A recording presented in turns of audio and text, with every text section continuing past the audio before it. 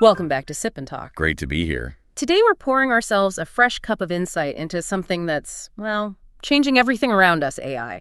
We're talking about the AI era, opportunity, obsolescence, and business survival. Mm-hmm. It kind of feels like a sci-fi movie that suddenly became our everyday reality, doesn't it? Absolutely. Now that AI is, well, pretty much non-negotiable. Right. Think of it as a quick download on how companies are surfing this huge AI wave, who's riding high, and who might be getting wiped out. Okay. You want to know what's most important, and we're here to break it down. Okay, let's unpack this then. It feels like every single company is talking about AI. Is that really happening, or is it just, hype? Oh, it's definitely happening. It's not just hot air. A big McKinsey global survey found over 75% of organizations are already using AI. 75%. Yeah, in at least one business function. And for the big companies, leaders are heavily involved. They're like restructuring workflows, setting up AI governance. It's a full sprint for a lot of them. Okay, 75%. So yeah, definitely not just hype. What happens if you're not in that 75%? What's the risk? Well, that's the thing. According to Atacama, 72% of data strategy decision makers, they're genuinely worried. Worried about what? Losing their competitive edge if they don't get on board with AI. And, investors are clearly pushing this too. The money people. Exactly. A KPMG survey from early 2025 showed 90% of investors see AI as a top strategic priority.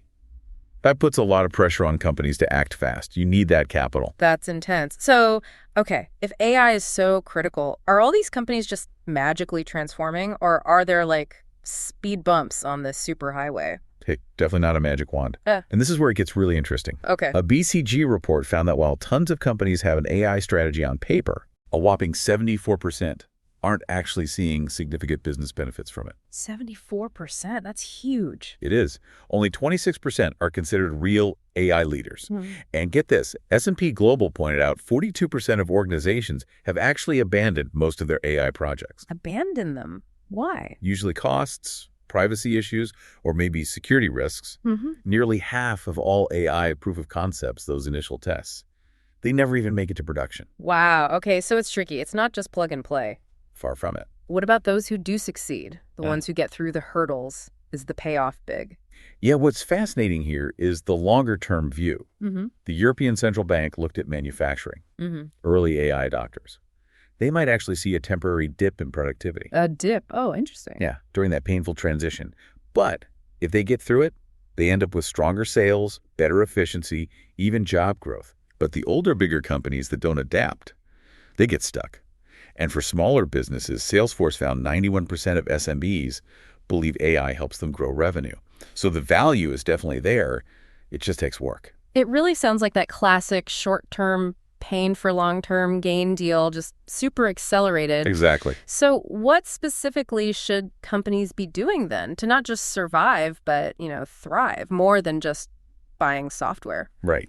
It's crucial to get that AI isn't just a tech upgrade. It's a fundamental change in how you operate. Okay. McKinsey really emphasizes this. Successful AI needs integrated governance, strategy, and a complete process overhaul to actually boost the bottom line. Right, the whole picture. And here's something actually came up in a Reddit discussion, but it echoes expert views. 80% of companies fail with AI because they focus only on the tech. Ignoring the people. Exactly. They ignore the people fact. Without retraining employees, redesigning how work gets done, bringing the team along, it's just hard to keep any benefits going. So it's about people and process just as much as the algorithms. That makes sense. What's the, ultimate danger for companies that just sit this out, wait and see? Well, connecting the dots. Companies that don't transform risk being left behind by investors. Right. Back to the money. Yeah. They struggle to get capital. They can't keep up with competitors using new tech.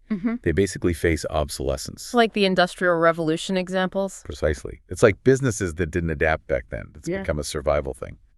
Over 72% of executives expect their company to lose competitiveness without an AI strategy. The market just won't wait. Okay, so it's serious business. Who are the big players already crushing it then? Which companies are really embracing AI and seeing these huge boosts? Yeah, when you look at who's really all in, certain names keep popping up. NVIDIA, TSMC, Microsoft, Google, Amazon, Adobe. Those were often cited. Can you give us some specifics? Like, how are they doing it? What are the numbers looking like? That's where the rubber meets the road, right? Absolutely. Let's break a few down. NVIDIA, they're basically the engine for AI, right? with your GPUs. And chips. Exactly, those specialized chips AI needs. Yeah. Their AI inference performance. Yeah. Up 1,000 times in the last decade. Wow. And their data center revenue. Yeah. Jumped 114% in 2024. Just huge AI demand. Yeah. They're literally selling the shovels in the AI gold rush. Okay, NVIDIA's the engine. Who else? Then there's TSMC, world's biggest chip foundry. They make the chips for almost everyone, including NVIDIA sometimes. Foundation. Right. Their revenue soared 40% year over year in May 2025. Profits up 54% in Q3 24, all driven by AI chip demand. Makes sense. Microsoft, they're putting AI everywhere. Azure Cloud, Office products.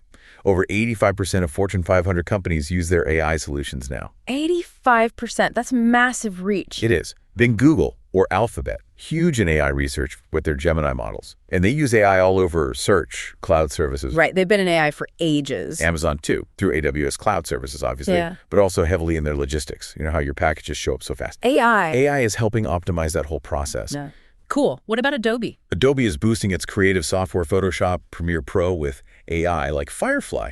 Makes users way more productive. Okay, so that's the big software and hardware players. Anyone else notable? Oh, yeah.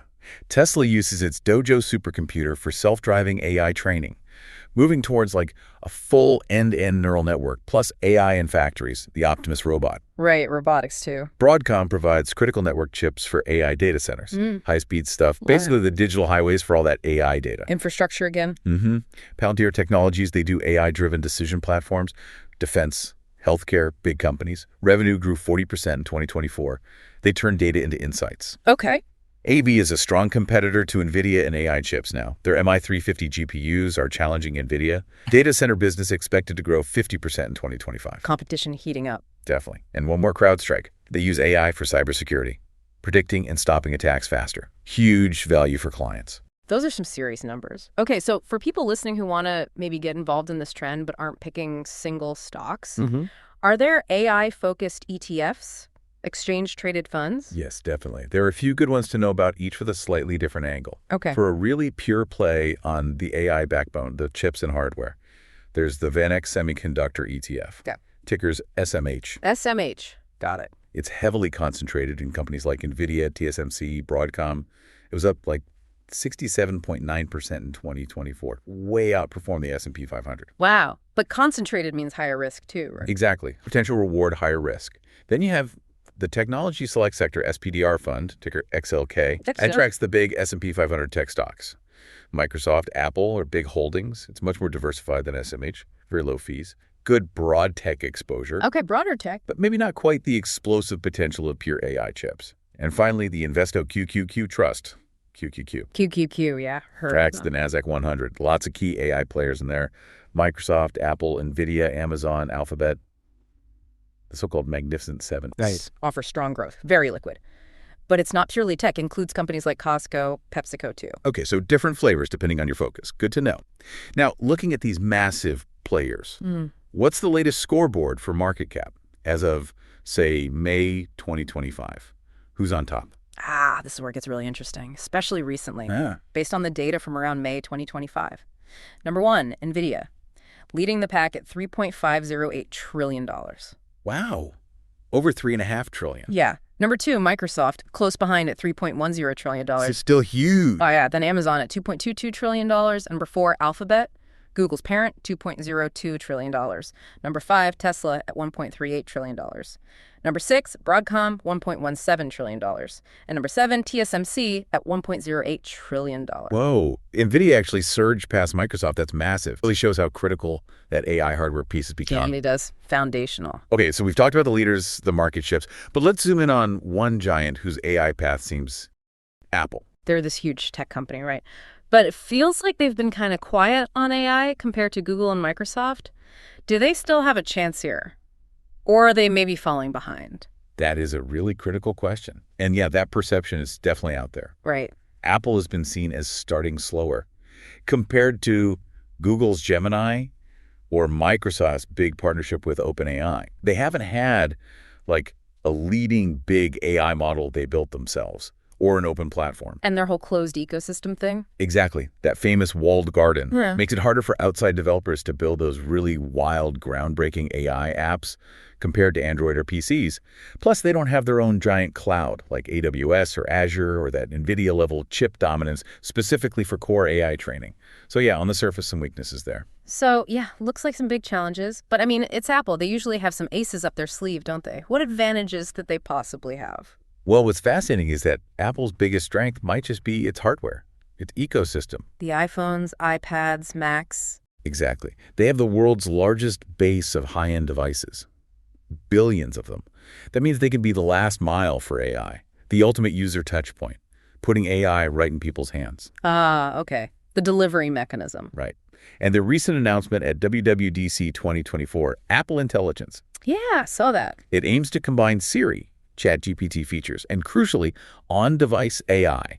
It shows they're aiming to lead in how AI feels integrated into your device day to day. So less about building the giant AI brain themselves, more about bringing the best AI to the user smoothly. That OpenAI partnership, is that part of it? Exactly. Bloomberg reported they're partnering with OpenAI to put GPT-4o into iOS 18 as language engine. Okay. And they're apparently even talking to Google about maybe using Gemini too. It lets them leverage the top models without building them all from scratch. Smart shortcut, really. Makes sense. What else gives them an edge if they're not making the biggest models? Their reputation for privacy, that's huge. Right. They always talk about privacy. While others send data to the cloud, Apple's emphasizing on-device private AI. Apple Intelligence runs a lot of smaller models right on the iPhone or Mac. That really appeals to people worried about data security. Big differentiator. Huge. And their vertical integration. They control the chips, the M-series chips, with the neural engine, the OS, the apps. The whole stack. Right. That lets them create really smooth, seamless AI experiences. Even without a dedicated AI GPU like NVIDIA's, their chips can speed up that local AI stuff. They have unique control.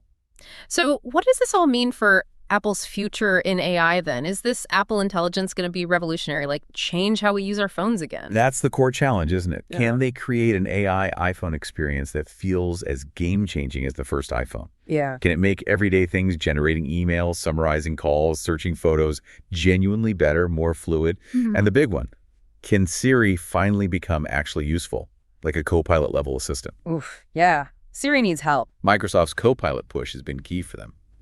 If Siri stays kind of clumsy, that could really hold Apple back. User experience is everything for them. And business-wise, will these AI features actually make people upgrade their iPhones again? Those cycles have slowed down. That's the billion-dollar question, literally.